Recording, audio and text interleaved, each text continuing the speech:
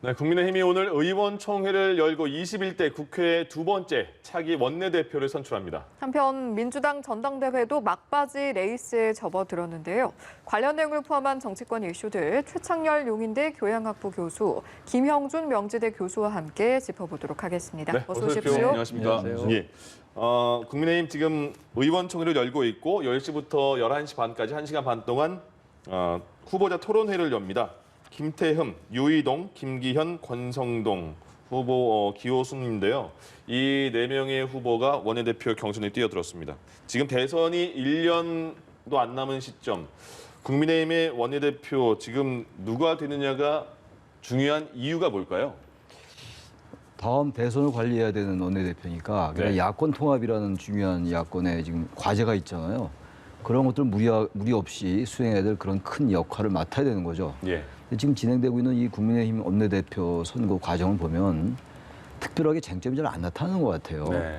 언론의 보도에 간혹 나타나는 거는 이제 영남이냐, 예. 비영남이냐 이 정도 나오고 있고 국민의힘이 이번 선거에 이겼습니다만 다들 지적하는 것처럼 국민의힘이 무슨 대체 정당이라든지 수권 정당으로서의 탁월한 능력을 보여서라기보다는 네. 민주당에 대한 실망 이런 것들에 대한 반사 이익이다 뭐 이런 지적들 많이 한단 말이죠. 예. 그렇다면 이번 선거 경선 과정에서 앞으로 로드맵이라든지 또 향후 지금까지 쭉 지내왔던 패배 늪에서 벗어난지 간신히 벗어난 거거든요. 네. 그런 것들 좀 나름 반성하고 말이죠. 이렇게 가야 되는데 그런 쟁점은 의외로 안 보이는 것 같아요. 예. 게다가 뭐 이따 얘기가 나올지 모르겠는데 박근혜 전 대통령 탄핵을 둘러싸고 또 과거를 소환한 듯한 이런 모습들도 좀 보이고 있고 예. 윤석열 전 총장에 대한 문제도 그렇고 말이죠. 그래서 뭔가 이러한 과정, 이러한 것들이 선거에서 이기고 난 다음에 대표 경선에서 뭔가 정리되는 그런 분위기가 잡혀야 되는데 그런 건 역시 보이지 않는다라는 예. 그런 지적을 하지 않을 수가 없습니다. 그렇군요. 네. 국민의힘 5월 말에서 6월 초에는 당대표 이제 선거도 있는데 지금 국민의힘의 원내대표는 지금 분위기에서는 어떤 인물이 되어야 되는 거예요? 저는 뭐 원내대표라는 게 이제 예. 플로리더 다시 해서 법안이라든지 국회의 모든 거를 담당하고 있는 대표잖아요. 네. 그래서 저는 원내대표가 무슨 뭐 대권과 관련된 쪽에서 역할을 한다든지 그런 것보다는 예. 물론 그런 역할을 해야겠지만 지금 이제 대선을 앞두고 여야가 아직 굉장히 첨예한 법안을 가지고 경쟁할 가능성이 굉장히 큽니다. 네. 예를 들어서 뭐 예산 문제라든지 아니면 특정한 특징의 표를 얻기 위해서는 그 계층을 위한 법안을 만들 가능성이 굉장히 클 때 예. 그때 어떻게 이제 여야가 잘 조화를 이루어서 민생 중심에 그리고 더 나가서 복지 포퓰리즘을 어떻게 막을 거냐라는 그런 부분들이 굉장히 중요하거든요. 그런데 지금 이제 여야 모두 다 이 원내대표 경선을 차기 당권 구도와 연결시키는 경우가 많은 것 같아요. 그러다 네. 보니까 뭐 영남당으로 돼서는 안 된다라고 그러니까요. 얘기하는 분들도 계시고 예. 그러니까 또 나가서 또 박근혜 탄핵과 관련된 사람은 또 안 된다는 얘기도 하고 제가 볼 때는 그거는 방향성이 좀 틀린 것 같아요. 어떻게든 간에 지금 국민의힘은 101명의 의원들이 차기에 대권이 어떻든 간에 이 원내에서 국민들의 삶과 직결된 지금 부동산 문제 있죠, 백신 문제 있죠, 뭐 굉장히 많잖아요. 가상화폐 문제 있죠. 이러한 민생에 집중된 쪽으로 좀 모든 역량을 좀 발휘했으면 좋겠고요. 그리고 이제 자연스럽게 예. 당 대표가 새로 뽑히게 되면 이제 그 당 대표가 뭐 대권과 관련돼서 선거 제도를 바꾼다든지 예를 들어서 뭐 탑당을 한다든지 윤석열 전 총장을 뭐 영입할 그런 문제는 당대표에게 맡기고 예. 원내대표는 저는 원내에 집중하는 그런 모습을 좀 보였으면 좋지 않겠나. 그래야지 의회 민주주의가 제대로 작동되고 있지 않을까라는 생각을 합니다. 네.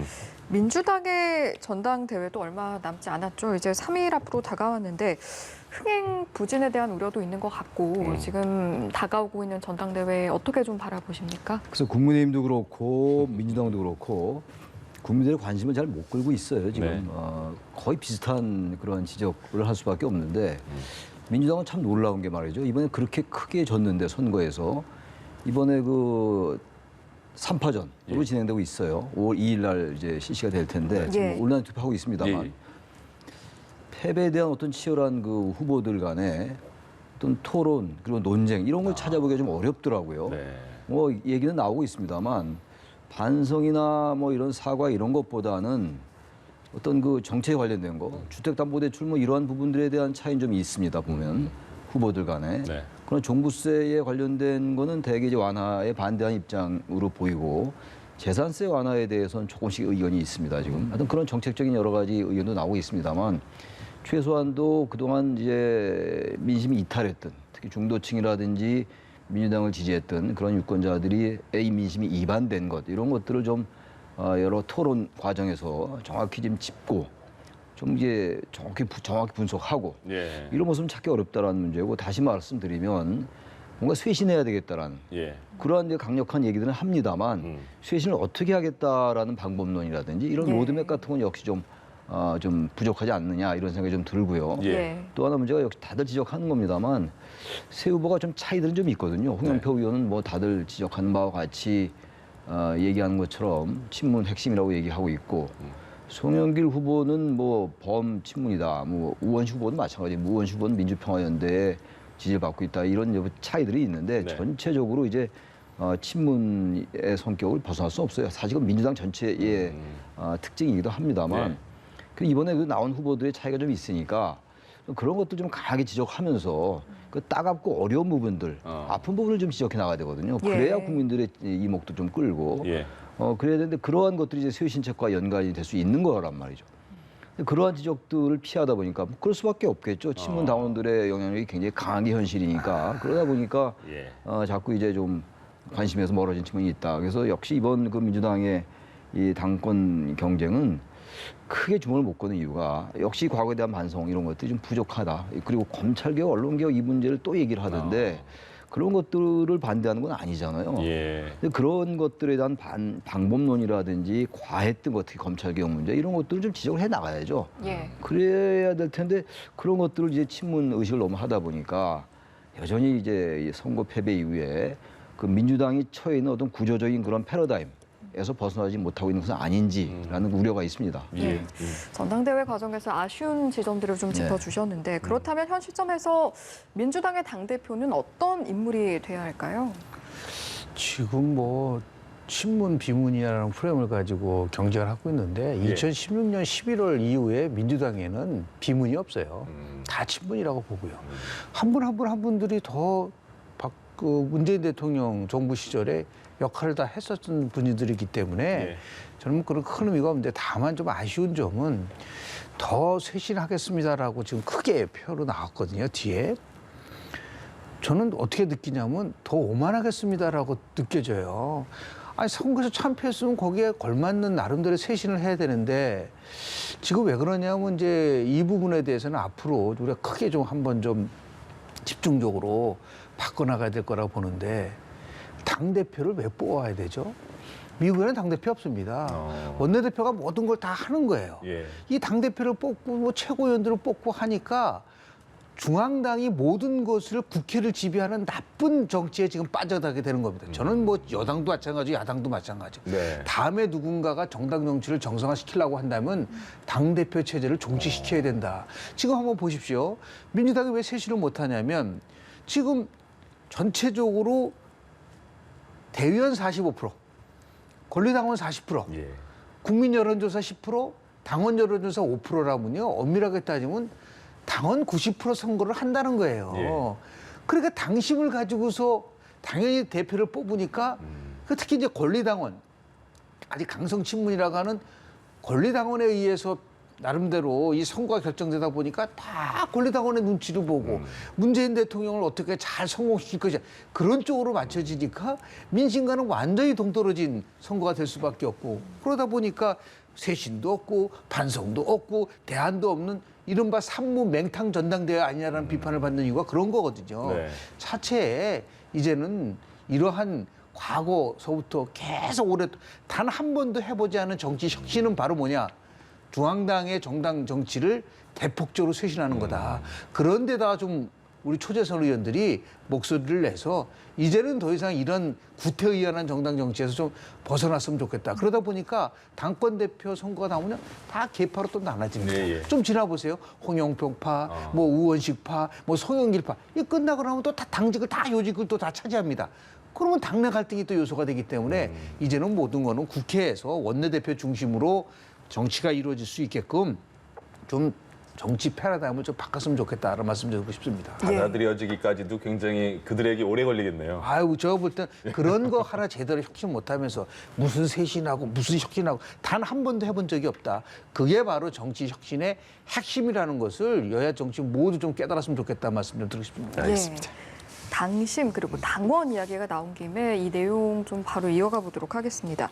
민주당 내에서 최근에 강성재 지층의 이른바 문자 폭탄 논란이 있었는데 이게 좀 다시 재점화가 된 것 같아요. 근데 문자 폭탄 이거 정말 언제 없어지나 정말 걱정스러워요. 예. 당원들이 자신의 의견을 표시하는 거 그걸 어떻게 나무랄 수 있겠어요. 그러나 그 당원들의 그 의사 표시라는 게 어떤 사안에 대해서 너무 편향됐단 말이죠. 그 친문 의원들 그리고 그분들이 얘기하는 건 무조건 찬성하고 또 그렇지 않으면 무조건 비난. 조금만이라도 좀 당내 쓴소리를 하면 거기에 대해서 반응이 너무 강하게 온단 말이에요. 예. 그런 건 민주주의의 모습은 아닌 거죠. 우리가 가장 그 기본적으로 얘기하는 게 민주주의라는 건 뭡니까? 서로 다르다는 게 동의하는 게 민주주의예요. 그게 관용이라고 얘기하는 거 아니겠어요? 그건 가장 기본적인 민주주의의 그 기저에 있어야 될 정신이거든요. 그럼 당내 민주주의라는 얘기 많이 하는데 원팀을 얘기하는 것과 이건 좀 다른 얘기예요. 원보이스를 내긴 내야죠, 당 정청이. 정책을 전부 다른 소리를 내면은 국민들이 헷갈려하고 정책의 일관성을 상실하니까 그렇게 하면 안 되는 거예요. 그러나 당 정청이 원보이스를 내고 당내에 하나의 좀 마지막으로 목소리가 나올 때는 정리된 목소리가 나와야 되는 것과 그 과정 속에서 여러 가지 이견이 이제 표출되고 토론과 논쟁이 진행되는 거 그건 같이 부합할 수 있는 문제거든요. 조금만 다른 얘기가 나와도 이건 개혁에 반대된다. 개혁이라는 걸 너무나 함부로 사용해요. 과연 개혁의 어떤 사전적인 의미라든지 한국 정치에서의 그 위상이라든지 이런 걸 과연 알고 하는지 모르겠어요. 조금만 다른 얘기하면 뭐 비난이라든지 매도라든지 뭐 심지어 욕설도 나오고 말이죠. 그게 무슨 의사표시입니까? 예. 그 민주주의에 반하는 거예요, 그거는. 근데 여전히 또 이 국회의원들 중에서는 그 부분을 또 옹호를 하고 말이죠. 그 뭡니까? 자신의 어떤 그 당직을 의식하고 어떤 최고위원 선거라든지 당내 위상을 의식하는 거 아닙니까? 아까 우리 김영준 교수님이 좋은 지적을 해주셨는데 예. 이런 정치에서 정말 당대표성은 없어야 된다는 말씀하신 김영준 교수님이 딱하다 얘기해요. 좋은 의미로 하신 말씀입니다. 그게 되겠냐 이겁니다. 아. 이런 정치에서. 예. 국민의힘도 그렇고 민주당도 그렇고 정말 지적하는 저희들도 정말 답답해요. 이 문자 폭탄 이 문제는요. 제가 아까 드린 말씀이 그겁니다. 그럼 당 선거에 나온 사람들이 대표 이런 걸 지적을 해야죠. 설령 예. 친문이라 하더라도 이러지 맙시다 우리. 이런 건 친문 주류라고 인식되는 분이 말을 해야 돼요. 그래야 더 설득력이 있는 거 아니겠어요? 네. 비문 얘기하면 또 친문이 막 또 공격할 거 아닙니까? 예. 친문 비문이란 말 하기도 정말 피곤합니다.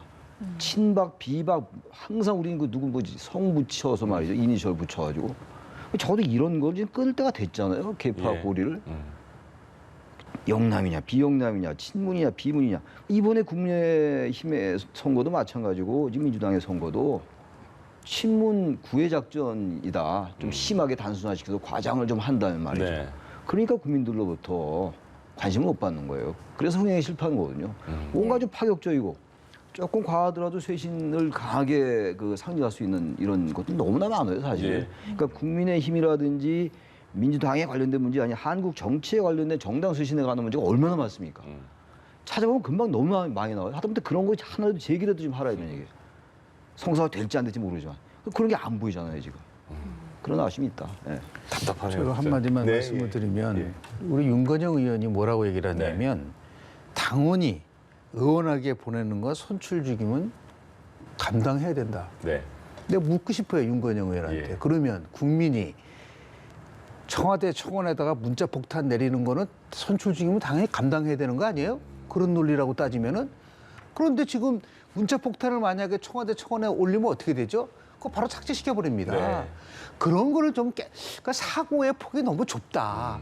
특정한 단체에 대한 특정한 지층만 인식을 하면서 의정 활동을 하면은 묻고 싶어요. 당신은 누구를 대표하는가? 국민을 대표한다는 생각을 갖고 예. 친문을 대표하는 게 아니에요. 지금 그래서 강성 친문 의원들이 좀 반성을 하지 않으면 저는 조홍천 의원의 말이 지적이 맞다고 봅니다. 이런 식으로 가져가게 되면 더불어민주당은 어느 순간 과거에 한나라당 새누리당이 그냥 한 방에 무너져 버리잖아요. 그런 식으로 반성하고 또 반성해야 될 때 이런 부분에 대해서 이게 한두 번이 아니잖아요. 표현의 자유라는 걸 가지고 얘기를 한다고 한다면 그 표현의 자유가 무차별적으로 이루어지고 있나요? 자신들에게 불리한 거는 표현의 자유가 안 된다 그러고 유리한 거는 표현의 자유라고 얘기를 하고 이런 식의 사고가 가지고는 저는 의정 활동을 하면 제대로 된 의정 활동할 수 없다라는 것을 분명히 저는 말씀을 좀 드리고 싶습니다. 예. 예. 국민의힘의 김용판 의원이 윤석열 전 총장에게 사과를 요구했잖아요. 네네. 그 이후에 정진석 의원이 김용판 의원의 생각이 잘못했다는 듯한 그 표현을 했고요. 그리고 그 비대 위원 중에 한 분도 10년 지난 얘기를 지금 꺼내는 거는 잘못된 것 같다 이렇게 말이 나왔거든요. 어떻게 봐야 되는 겁니까? 대선 과정 속에서 굉장히 예민한 것이 건드려진 거죠. 예. 그러니까 김용판 의원이 실제로 정치적 파장을 좀 갖고 올 거라고 봐요. 그 네. 발언이 가장 큰 거는 이런 상황 속에서 윤석열 전 총장이 국민의힘으로 입당하기는 어려울 거다. 이제 그런 부분들이 있을 수 있고요. 예. 그런 경우에는 지난번에 김종인 비대위원장이 얘기한 말이 있잖아요. 정 안 되면 제3지대에서 국민의힘의 의원들을 흡수해가지고 새로운 세력을 만들자. 만들겠다. 예. 근데 그럴 가능성이 큰 거죠. 예를 들어서 계속해서 저런 식으로 탄핵 또는 사면 또 적폐수사 논사 이걸 가지고서 그 과거에만 매몰되다 보면은 결국은 과거에 새누리당으로 다시 돌아가는 게 아니냐 또는 도로 한국당으로 돌아가는 게 아니냐라는 지금 똑같지 않습니까? 예. 지금 도로 집문당으로 가고 도로 한국당으로 네. 가고 지금 한국은 도드리표 정당 정치잖아요. 다 과거로 가지 미래가 없잖아요. 그래서 이제 내년 대선을 앞두고는 좀 과거에만 머물지 말고 미래의 가치를 향해서 많은 얘기가 좀 나왔으면 좋겠는데 네. 물론 그렇다고 해서 모든 것이 다 덮어지는 건 아니겠지만 이 부분에 대해서 저는 윤석열 전 총장도 자기 나름대로 입장 표명을 분명히 할 거라고 봅니다. 네. 이제 그때까지 좀 나름대로 상황을 보면서 민주당이든 아니면 국민의힘이든 좀 젊은 세대들은 정말 원하는 거는 미래에 대한 삶의 질을 높이는 거거든요. 예. 예. 그런 쪽에 좀 집중을 좀 했으면 좋겠다는 말씀 드리고 싶습니다. 윤석열 전 총장은 아직까지 본인은 직접 밝히지 않고 있는 상황에서 뭐 어떤 공부를 하고 있다는 소식은 많이 들려오고 있어요. 근데 어느 순간에 그 정치로 들어온다고 말을 하면 검증은 들어가야 될 텐데, 근데 지금 국민의힘 내부로 들어가기도 맞는 상황인지도 모르겠고, 밖에서 제3지대에 만드는 게 맞는 상황인지도 모르겠고, 그리고 또 나오는 소리가 이런 것도 있어요. 뭐 박영선 전 의원, 양정철 전 원장과 친분이 있으니까 다시 이들과도 만날 수 있다 이런 것까지 나오는 것 같아요. 어떻게 예측할 수 있을까요? 여러 가지 이제 뭐 시나리오가 있을 수가 있을 거예요. 네. 근데 제가 말씀드리기에는 말씀드리고 싶은 건 윤석열 전 검찰총장이 민주당과 하기는 어려울 겁니다. 예. 아마. 그건 뭐 하나의 상상력의 영역인 것 같고 네. 역시 현재 상황에서 국민의힘과 결합하기는 대단히 어려울 겁니다. 아마. 지금 이 김용판 의원이 과거에 국정원 댓글 수사를 네. 소환했잖아요. 예. 그리고 지금 뭐 며칠 됐습니다만 서병수 의원은 또 박근혜 탄핵 불복론 뭐 이런 말을 했어요. 그러니까 우리가 민주당에 대한 비판도 하고 있고 지금 국민의힘도 지금 지적을 하고 있습니다만 네. 기본적으로 지금 국민의힘은 그래도 이번에 반사 이익이 됐건 무엇이 됐건 근데 이긴 거는 박근혜 전 대통령 탄핵에 대해서 반성한 거거든요. 김정인 전 비대위원장이. 네. 그리고 민주화 운동에 대해서 항상 그렇게 부정적인 그 태도를 취한 것에 대한 참회 이런 것들이 가장 필요 조건으로 그러니까 말하자면 국민의힘의 발목을 잡고 있던 원천적인 뇌관을 해소한 거거든요. 최소한도. 예. 그건 충분 요건은 아니에요. 최소한의 필요 조건입니다.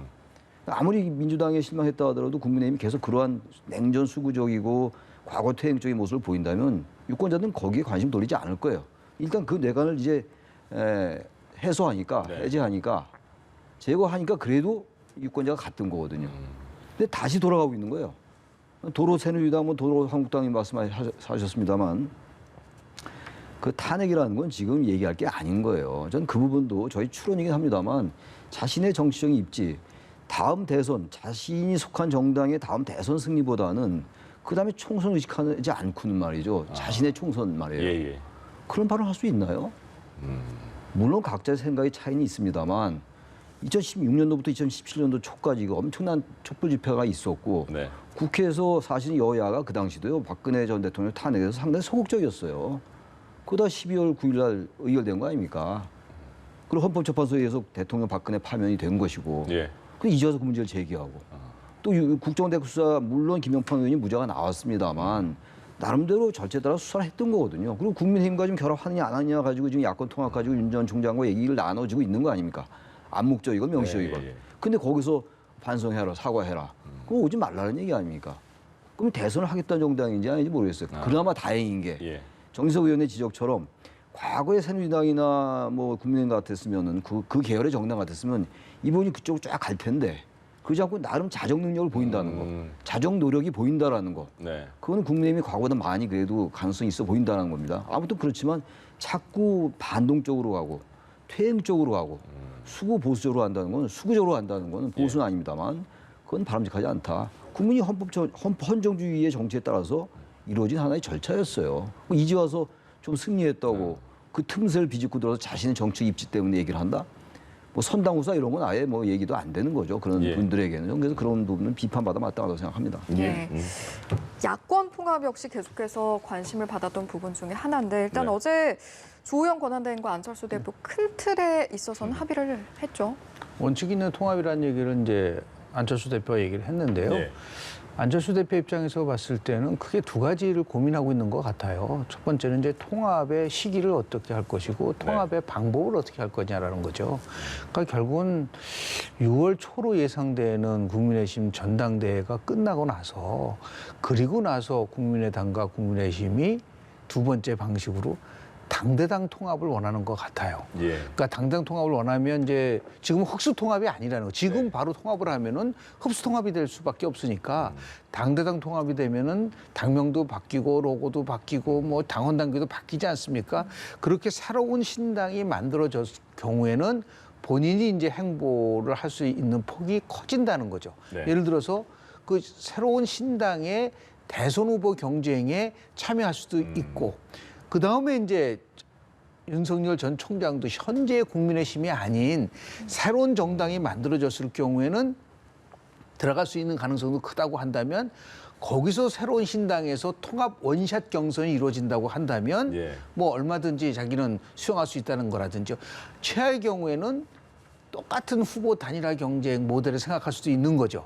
그러니까 통합 신당의 대선 후보가 되고 바깥에 있는 윤석열 전 총장과 후보 단일화를 한다고 하면 얼마든지 자기의 행보를 높일 수 있기 때문에 분명한 것은 저는 통합에는 물꼬를 틀 거라고 보는데 예. 시기는 조금 더 늦춰질 수밖에 없지 않겠는가. 그런 의미에서 봤을 때 통합이 우선이라고 한다면 흡수통합보다는 저는 당대당 통합으로 갈 수밖에 없고 그게 2014년도에 김한길 당시 대표와 안철수 대표가 서로 새천년 당대당 통합을 했거든요. 예. 재보궐선거를 지방선거를 앞두고 그런 형태로 전개될 가능성이 크지 않을까라는 생각을 좀 해봅니다. 예.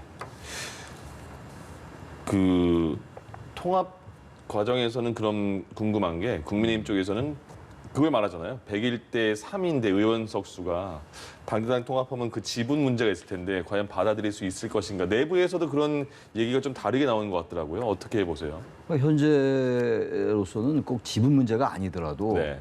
안철수 대표가 통합에 동의하기 어려울 거예요. 예. 지난번도 그리고 국민의힘 의원총회에서도 합당을 의결하지 않고 통합을 의결했잖아요. 네네. 통합과 합당은 좀 상당히 다를 수 있습니다. 그러니까 이 상태에서 당대당 통합을 서로 주장한다면은 이루어지지 않을 거예요. 안철수 대표는 가뜩이나 지금 국민의힘 내부가 정리가 안 된 상태에서 만약 자신이 들어가면 자신의 입지에 대한 그런 우려가 없죠. 예. 있을 수밖에 없는 거기 때문에 게다가 그런 상황에서 흡수통합을 얘기하면 응할 수가 없는 거겠죠. 그러니까 지금 흡수통합이다, 합당이다, 뭐 통합이다 이런 얘기를 아직 할 때가 좀 아닌 것 같아요. 대선이 제법 남았잖아요. 내년 네. 3월 9일이니까 이번 전 그 서울시장 선거 때처럼 야권이 상당히 역동적인 과정을 거치면서 통합 과정을 가야 되는 것이지 지금 기계적으로 선거공학적으로 바로 합치자. 그건 좀 안 될 것 같아요. 전 능률적이지도 않고 효율적이지도 않은 것 같고 네. 현실성도 대단히 떨어진다는 생각하고 역시 윤석열 전 총장에는 변수가 있지 않습니까? 그러니까 안철수 대표와 윤 전 총장의 어떤 여러 가지 그야말로 그쪽이 통합이 돼서 그쪽이 뭔가 새로운 지대를 새로 구성한 다음에 이쪽과 여러 가지 상황을 보고서 그런 예. 다음에 대선을 앞두고서 뭐 경선을 한다든지 여러 가지 시나리오가 그때 나올 수 있는 것이지 지금 수통합을 하자라고 주장하는 건 그건 통합을 하지 말자는 얘기가 마찬가지라고 보여집니다. 예, 여기까지 듣겠습니다. 지금까지 최창렬 용인대 교수, 김영준 명지대 교수와 함께했습니다. 두 분 고맙습니다. 고맙습니다. 예.